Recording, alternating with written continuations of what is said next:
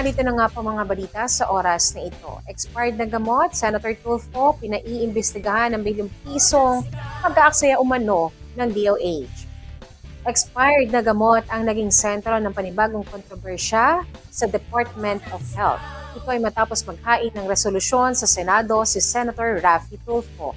Sa pamamagitan po ng Senate Resolution number 403, formal niyang hiniling na busisiin ang bilyong pisong nasayang na supply. Kasama sa mga sisilipin ang mga produkto at bakunang nabulok lang sa mga bodega ng ahensya. Kasunod po nito, iginiit ng senador na dapat maparusahan ng mga responsable sa pag-aaksaya ng pondo ng bayan. Sa makatuwid, binigyan diin niya ang agarang pangangailangan na ayusin ang procurement at distribution system ng kagawaran.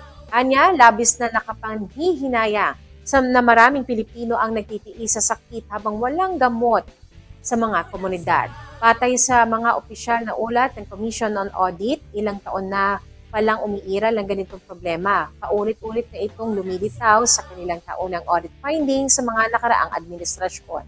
Dahil dito, bilyon-bilyong piso ng buwis ng taong bayan ang tuluyang natatapon sa basura. Sa katunayan, umabot na nga po sa 11.18 billion pesos ang halaga umano ng mga nasayang na supply noong taong 2023. Samantala nasa 134 million pesos naman na pondo ang naitala nitong nakaraang 2024. Bukod po dito, ipinakita sa huling ulat na may 34.8 milyong pisong halaga ng mga tableta ang expired na.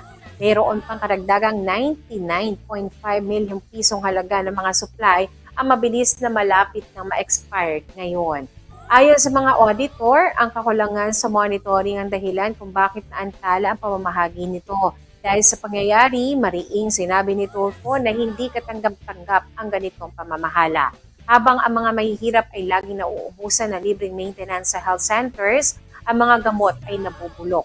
Dahil dito, nanawagan ng mambabatas ng malalimang pagsubaybay upang makasuhan at maipakulong ang tiwaling opisyal. Bukod sa isyu ng kapabayaan, sinabi rin ng COA na nagdulot ng malaking problema ang talamak na overstocking. Sa huli, nanindigan ng senador na hindi lamang basta pera ang natatapon sa tuwing may nag-expired na supply. Ang mas masakit, buhay at kalusugan ng mga ordinaryong Pilipino ang direktang isinasakripisyo ng pamahalaan dahil dito.